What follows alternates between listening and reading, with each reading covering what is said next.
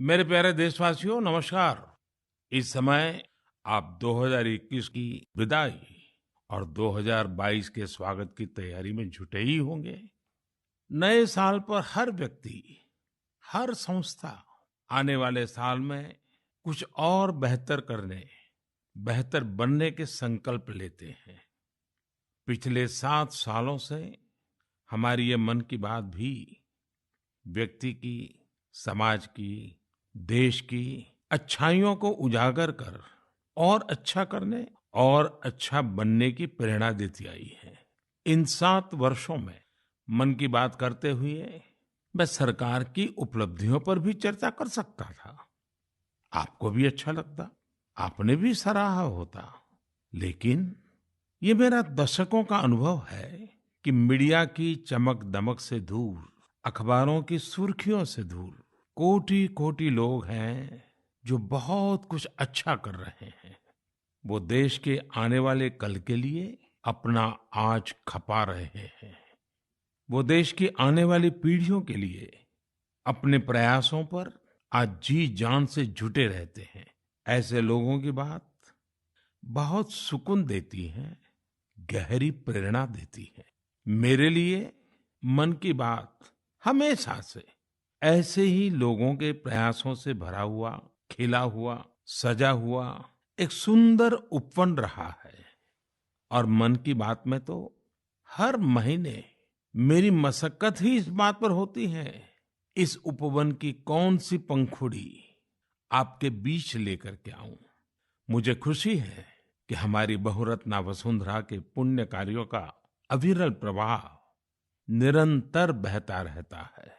और आज जब देश अमृत महोत्सव मना रहा है, तो ये जो जनशक्ति है, जन जन की शक्ति है, उसका उल्लेख, उसके प्रयास, उसका परिश्रम भारत के और मानवता के उज्जवल भविष्य के लिए एक तरह से गारंटी देता है। साथियों, ये जनशक्ति की ही ताकत है, सबका प्रयास है कि भारत 100 साल में आई सबसे बड़ी महामारी से लड़ सका। हम हर मुश्किल समय में एक दूसरे के साथ एक परिवार की तरह खड़े रहे।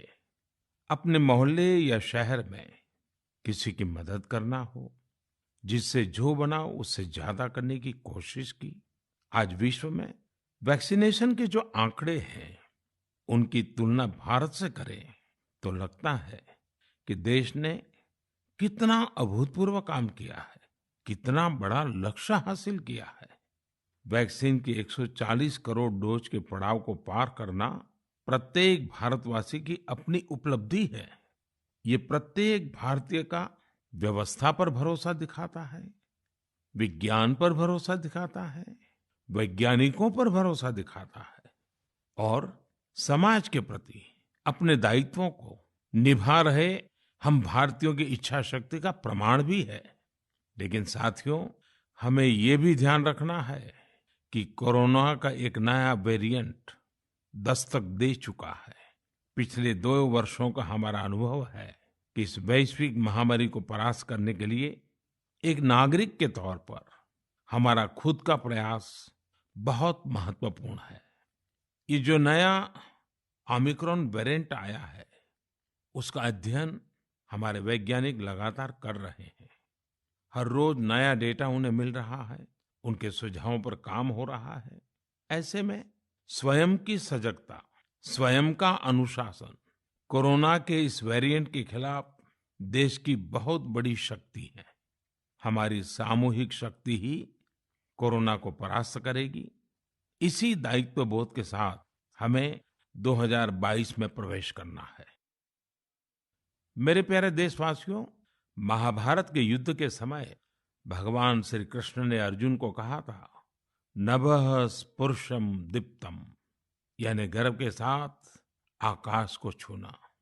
ये भारतीय वायुसेना का आदर्श वाक्य भी है। माँ भारती की सेवा में लगे अनेक जीवन आकाश की इन बुलंदियों को रोज गर्व से छूते हैं, हमें बहुत कुछ सिखाते हैं। ऐसा ही एक जीवन रहा ग्रुप कैप्टन वरुण सिंह का। वरुण सिंह उस हेलीकॉप्टर को उड़ा रहे थे जो इस महीने तमिलनाडु में हादसे का शिकार हो गया।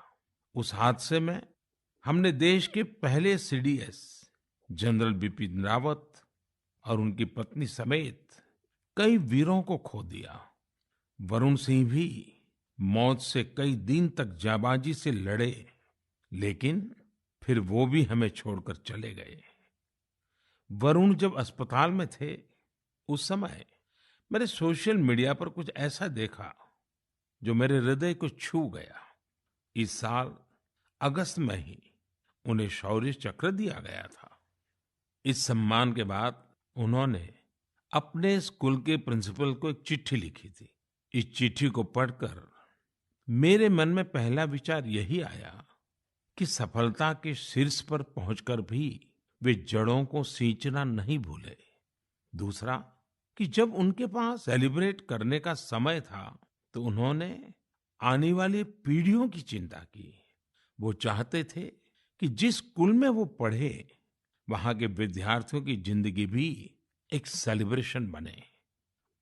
अपने पत्र में वरुण सिंह जी ने अपने पराक्रम का बखान नहीं किया, बल्कि अपनी असफलताओं की बात की।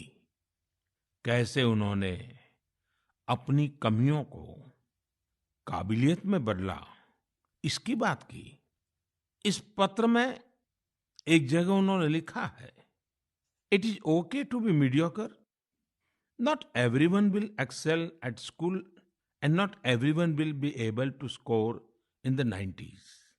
If you do, it is an amazing achievement and must be applauded.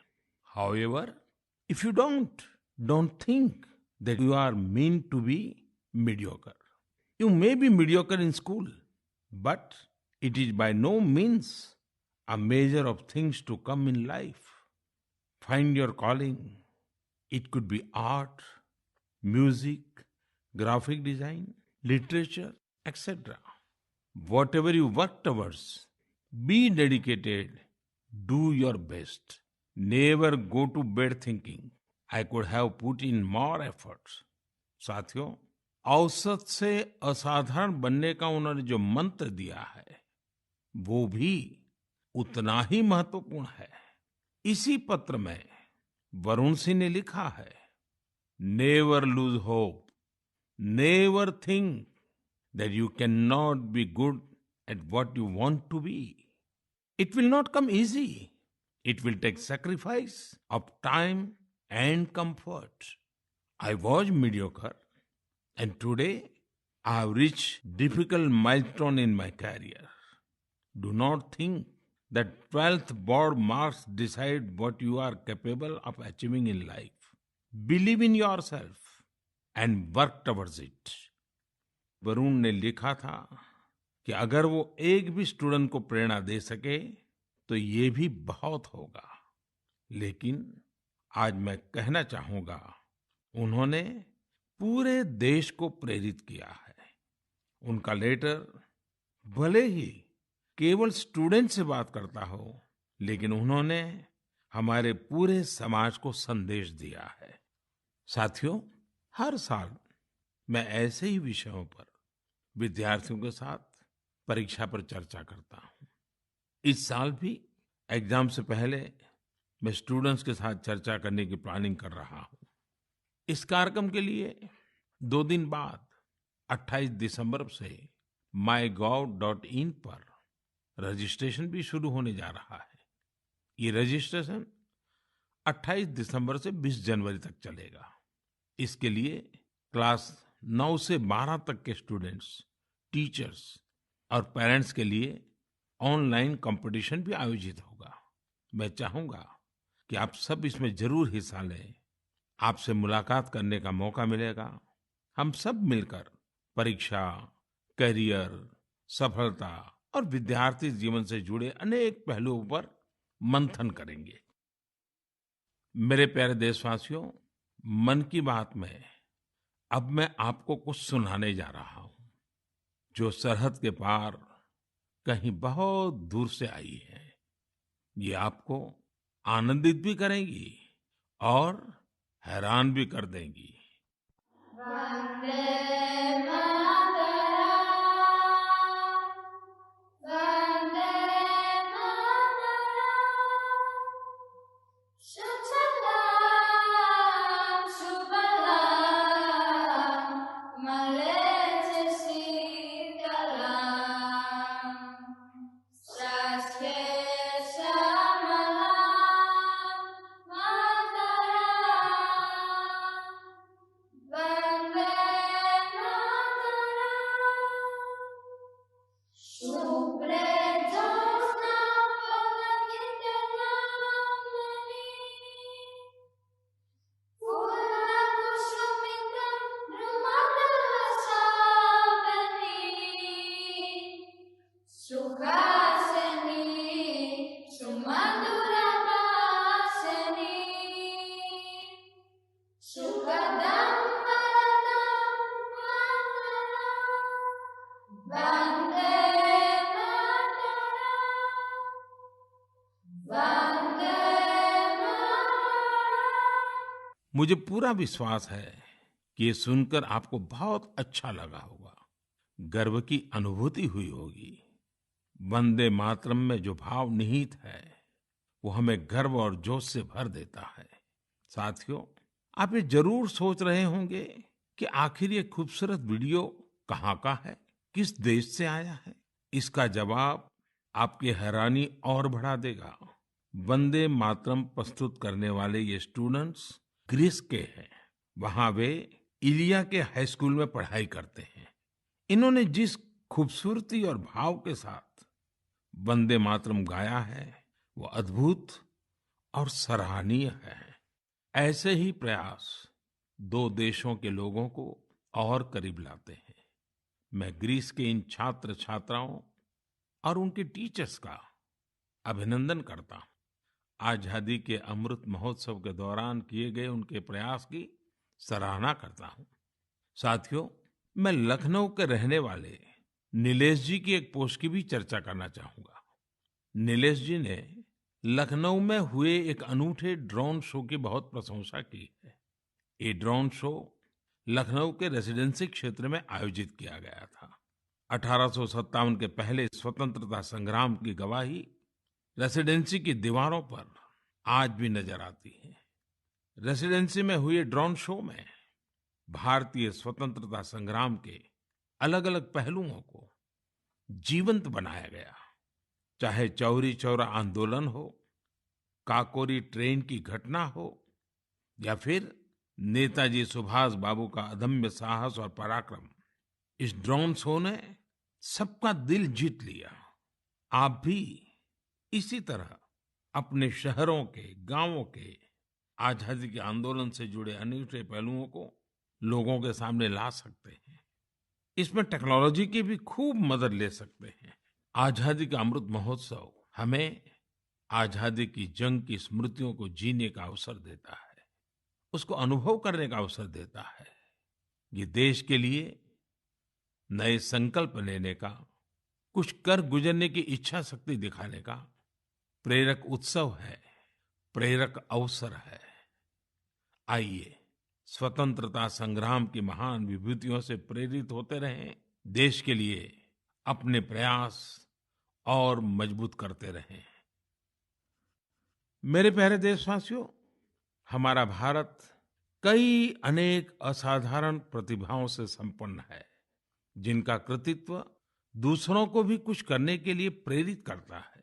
ऐसे ही एक व्यक्ति हैं तेलंगाना के डॉक्टर कुरेला विट्ठलाचार्य जी। उनकी उम्र 84 साल है। विट्ठलाचार्य जी इसकी मिसाल है कि जब बात अपने सपने पूरे करने की हो तो उम्र कोई मायने नहीं रखती। साथियों, विट्ठलाचार्य जी की बचपन से एक इच्छा थी, वो एक बड़ी सी लाइब्रेरी खोले। देश तब गुलाम था, कुछ परिस्थितियां ऐसी थी कि बचपन का वो सपना तब सपना ही रह गया। समय के साथ विट्ठलाचार्य जी लेक्चरर बने, तेलुगु भाषा का गहन अध्ययन किया और उसी में कई सारी रचनाओं का सृजन भी किया। 6-7 साल पहले वो एक बार फिर अपना सपना पूरा करने में जुटे। उन्होंने खुद की किताबों से लाइब्रेरी की शुरुआत की, अपने जीवन भर की कमाई इसमें लगा दी। धीरे धीरे लोग इससे जुड़ते चले गए और योगदान करते गए। यदाद्री भुवनागिरी जिले के रमन्नापेट मंडल की इस लाइब्रेरी में करीब 2 लाख पुस्तकें हैं। विट्ठलाचार्य जी कहते हैं कि पढ़ाई को लेकर उन्हें जिन मुश्किलों का सामना करना पड़ा, वो किसी और को न करना पड़े। उन्हें आज ये देखकर बहुत अच्छा लगता है कि बड़ी संख्या में स्टूडेंट्स को इसका लाभ मिल रहा है। उनके प्रयासों से प्रेरित होकर कई दूसरे गांवों के लोग भी लाइब्रेरी बनाने में जुटे हैं। साथियों, किताबें सिर्फ ज्ञान ही नहीं देती, बल्कि व्यक्तित्व भी संवारती हैं, जीवन को भी गढ़ती हैं। किताबें पढ़ने का शौक एक अद्भुत संतोष देता है। आजकल मैं देखता हूं कि लोग ये बहुत गर्व से बताते हैं कि इस साल मैंने इतनी किताबें पढ़ी, अब आगे मुझे ये किताबें और पढ़नी है। ये एक अच्छा ट्रेंड है जिसे और बढ़ाना चाहिए। मैं भी मन की बात के श्रोताओं से कहूंगा कि आप इस वर्ष की अपनी उन 5 किताबों के बारे में बताएं जो आपकी पसंदीदा रही हैं। इस तरह से आप 2022 में दूसरे पाठकों को अच्छी किताबें चुनने में भी मदद कर सकेंगे। ऐसे समय में जब हमारा स्क्रीन टाइम बढ़ रहा है, बुक रीडिंग अधिक से अधिक पॉपुलर बने, इसके लिए भी हमें मिलकर प्रयास करना होगा। मेरे प्यारे देशवासियों, हाल ही में मेरा ध्यान एक दिलचस्प प्रयास की ओर गया है। ये कोशिश हमारे प्राचीन ग्रंथों और सांस्कृतिक मूल्यों को भारत ही नहीं बल्कि दुनिया भर में लोकप्रिय बनाने की है। पुणे में भंडारकर ओरिएंटल रिसर्च इंस्टीट्यूट नाम का एक सेंटर है। इस संस्थान ने दूसरे देशों के लोगों को महाभारत के महत्व से परिचित कराने के लिए ऑनलाइन कोर्स शुरू किया है। आप ये जानकर हैरान रह जाएंगे कि ये कोर्स भले अभी शुरू किया गया है, लेकिन इसमें जो कंटेंट पढ़ाया जाता है उसे तैयार करने की शुरुआत 100 साल से भी पहले हुई थी। जब इंस्टीट्यूट ने इससे जुड़ा कोर्स शुरू किया तो उसे जबरदस्त रिस्पांस मिला। मैं इस शानदार पहल की चर्चा इसलिए कर रहा हूं ताकि लोगों को पता चले कि हमारी परंपरा के विभिन्न पहलुओं को किस प्रकार मॉडर्न तरीके से प्रस्तुत किया जा रहा है। 7 समंदर पार बैठे लोगों तक इसका लाभ कैसे पहुंचे, इसके लिए भी इनोवेटिव तरीके अपनाए जा रहे हैं। साथियों, आज दुनिया भर में भारतीय संस्कृति के बारे में जानने को लेकर दिलचस्पी बढ़ रही है। अलग अलग देशों के लोग ना सिर्फ हमारी संस्कृति के बारे में जानने के लिए उत्सुक हैं, बल्कि उसे बढ़ाने में भी मदद कर रहे हैं। ऐसे ही एक व्यक्ति हैं सर्बियन स्कॉलर डॉक्टर मोमिर निकिच। इन्होंने एक बाइलिंगुअल संस्कृत सर्बियन डिक्शनरी तैयार की है। इस डिक्शनरी में शामिल किए गए संस्कृत के 70,000 से अधिक शब्दों का सर्बियन भाषा में अनुवाद किया गया है। आपको ये जानकर और भी अच्छा लगेगा कि डॉक्टर निकिच ने 70 वर्ष की उम्र में संस्कृत भाषा सीखी है। वे बताते हैं कि इसकी प्रेरणा उन्हें महात्मा गांधी के लेखों को पढ़कर मिली। इसी प्रकार का उदाहरण मंगोलिया के 93 साल के प्रोफेसर जे गेंदेधरम का भी है। पिछले 4 दशकों में उन्होंने भारत के करीब 40 प्राचीन ग्रंथों, महाकाव्यों और रचनाओं का मंगोलियन भाषा में अनुवाद किया है। अपने देश में भी इस तरह के जज्बे के साथ बहुत लोग काम कर रहे हैं। मुझे गोवा के सागर मुले जी के प्रयासों के बारे में भी जानने को मिला है, जो सैकड़ों वर्ष पुरानी कावी चित्रकला को लुप्त होने से बचाने में जुटे हैं। कावी चित्रकला भारत के प्राचीन इतिहास को अपने आप में समेटे हैं।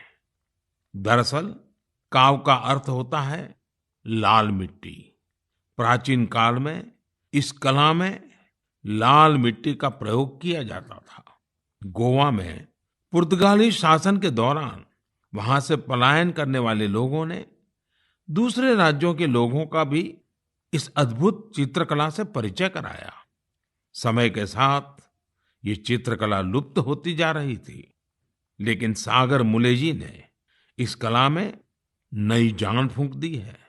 उनके इस प्रयास को भरपूर सराहना भी मिल रही है। साथियों, एक छोटी सी कोशिश, एक छोटा कदम भी हमारी समृद्ध कलाओं के रक्षण में बहुत बड़ा योगदान दे सकता है।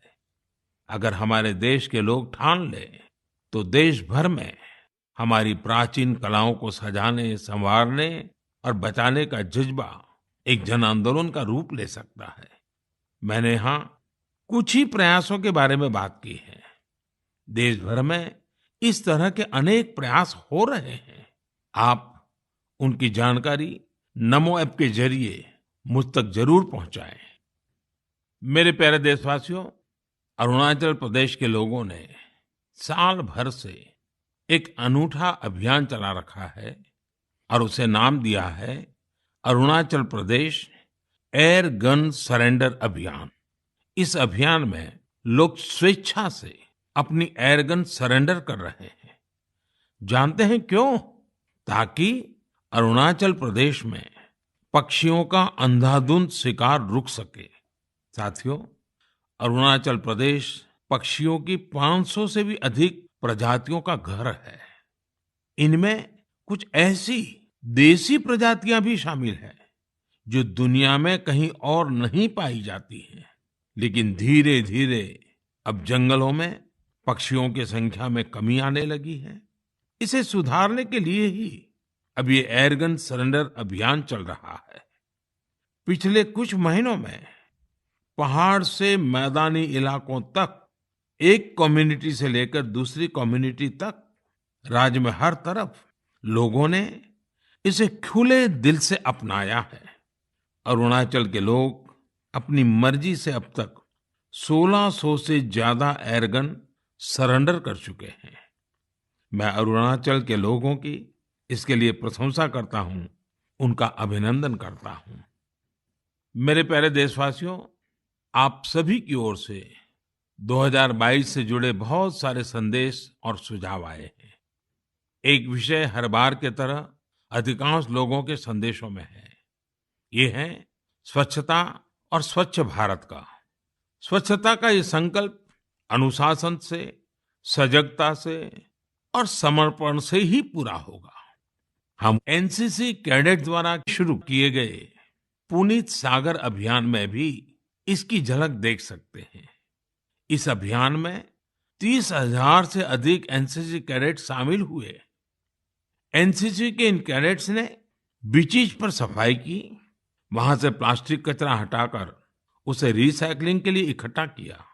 हमारे बीचेस, हमारे पहाड़, ये हमारे घूमने लायक तभी होते हैं जब वहां साफ सफाई हो। बहुत से लोग किसी जगह जाने का सपना जिंदगी भर देखते हैं, लेकिन जब वहां जाते हैं तो जाने अनजाने कचरा भी फैला आते हैं। ये हर देशवासी की जिम्मेदारी है कि जो जगह हमें इतनी खुशी देती है, हम उन्हें अस्वच्छ न करें। साथियों, मुझे साफ वाटर नाम से एक स्टार्टअप के बारे में पता चला है, जिसे कुछ युवाओं ने शुरू किया है। ये आर्टिफिशियल इंटेलिजेंस और इंटरनेट ऑफ थिंग्स की मदद से लोगों को उनके इलाके में पानी की शुद्धता और क्वालिटी से जुड़ी जानकारी देगा। ये स्वच्छता का ही तो एक अगला चरण है। लोगों के स्वच्छ और स्वस्थ भविष्य के लिए इस स्टार्टअप की अहमियत को देखते हुए इसे एक ग्लोबल अवार्ड भी मिला है। साथियों, एक कदम स्वच्छता की ओर, इस प्रयास में संस्थाएं हो या सरकार, सभी की महत्वपूर्ण भूमिका है। आप सब जानते हैं कि पहले सरकारी दफ्तरों में पुरानी फाइलों और कागजों का कितना ढेर रहता था। जब से सरकार ने पुराने तौर तरीकों को बदलना शुरू किया है, ये फाइल्स और कागज के ढेर डिजिटाइज होकर कंप्यूटर के फोल्डर में समाते जा रहे हैं। जितना पुराना और पेंडिंग मटेरियल है, उसे हटाने के लिए मंत्रालयों और विभागों में विशेष अभियान भी चलाए जा रहे हैं। इस अभियान से कुछ बड़ी ही इंटरेस्टिंग चीजें हुई हैं। डिपार्टमेंट ऑफ पोस्ट में जब ये सफाई अभियान चला, तो वहां का जंकयार्ड पूरी तरह खाली हो गया। अब इस जंकयार्ड को कोर्टयार्ड और कैफेटेरिया में बदल दिया गया है। एक और जंकयार्ड टू व्हीलर्स के लिए पार्किंग स्पेस बना लिया गया है। इसी तरह पर्यावरण मंत्रालय ने अपनी खाली हुए जंकयार्ड को वेलनेस सेंटर में बदल दिया। शहरी कार्य मंत्रालय ने तो एक स्वच्छ एटीएम भी लगाया है। इसका उद्देश्य है कि लोग कचरा दें और बदले में कैश लेकर जाएं। सिविल एविएशन मिनिस्ट्री के विभागों ने पेड़ों से गिरने वाली सूखी पत्तियों और जैविक कचरे से जैविक कंपोस्ट खाद बनाना शुरू किया है। ये विभाग वेस्ट पेपर से स्टेशनरी भी बनाने का काम कर रहे हैं। हमारे सरकारी विभाग भी स्वच्छता जैसे विषय पर इतने इनोवेटिव हो सकते हैं। कुछ साल पहले तक किसी को इसका भरोसा भी नहीं होता था, लेकिन आज ये व्यवस्था का हिस्सा बनता जा रहा है। यही तो देश की नई सोच है, जिसका नेतृत्व सारे देशवासी मिलकर कर रहे हैं। मेरे प्यारे देशवासियों, मन की बात में इस बार भी हमने ढेर सारे विषयों पर बात की। हर बार की तरह एक महीने बाद हम फिर मिलेंगे, लेकिन 2022 में हर नई शुरुआत अपने सामर्थ्य को पहचानने का भी एक अवसर लाती है। जिन लक्ष्यों की पहले हम कल्पना भी नहीं करते थे, आज देश उनके लिए प्रयास कर रहा है। हमारे यहाँ कहा गया है, क्षणशः कणशश्चैव विद्याम अर्थंच साधयेत्। क्षणे नष्टे कुतो विद्या, कणे नष्टे कुतो धनम। यानी जब हमें विद्या अर्जित करनी हो, कुछ नया सीखना हो, करना हो, तो हमें हर एक क्षण का इस्तेमाल करना चाहिए। और जब हमें धन अर्जन करना हो, यानी उन्नति प्रगति करनी हो, तो हर एक कण का यानी हर संसाधन का समुचित इस्तेमाल करना चाहिए। क्योंकि क्षण के नष्ट होने से विद्या और ज्ञान चला जाता है, और कण के नष्ट होने से धन और प्रगति के रास्ते बंद हो जाते हैं। ये बात हम सब देशवासियों के लिए प्रेरणा है। हमें कितना कुछ सीखना है, नए नए इनोवेशंस करने हैं, नए नए लक्ष्य हासिल करने हैं। इसलिए हमें एक क्षण गंवाए बिना लगना होगा। हमें देश को विकास की नई ऊंचाई पर लेकर जाना है। इसलिए हमें अपने हर संसाधन का पूरा इस्तेमाल करना होगा। ये एक तरह से आत्मनिर्भर भारत का भी मंत्र है, क्योंकि हम जब अपने संसाधनों का सही इस्तेमाल करेंगे, उन्हें व्यर्थ नहीं होने देंगे, तभी तो हम लोकल की ताकत पहचानेंगे, तभी तो देश आत्मनिर्भर होगा। इसलिए आइए हम अपना संकल्प दोहराएं कि बड़ा सोचेंगे, बड़े सपने देखेंगे और उन्हें पूरा करने के लिए जी जान लगा देंगे। और हमारे सपने केवल हम तक ही सीमित नहीं होंगे। हमारे सपने ऐसे होंगे जिनसे हमारे समाज और देश का विकास जुड़ा हो, हमारी प्रगति से देश की प्रगति के रास्ते खुले। और इसके लिए हमें आज ही लगना होगा, बिना एक क्षण गवाए, बिना एक कण गवाए। मुझे पूरा भरोसा है, इसी संकल्प के साथ आने वाले साल में देश आगे बढ़ेगा और 2022 एक नए भारत के निर्माण का स्वर्णिम पृष्ठ बनेगा। इसी विश्वास के साथ आप सभी को 2022 की ढेर सारी शुभकामनाएं। बहुत बहुत धन्यवाद।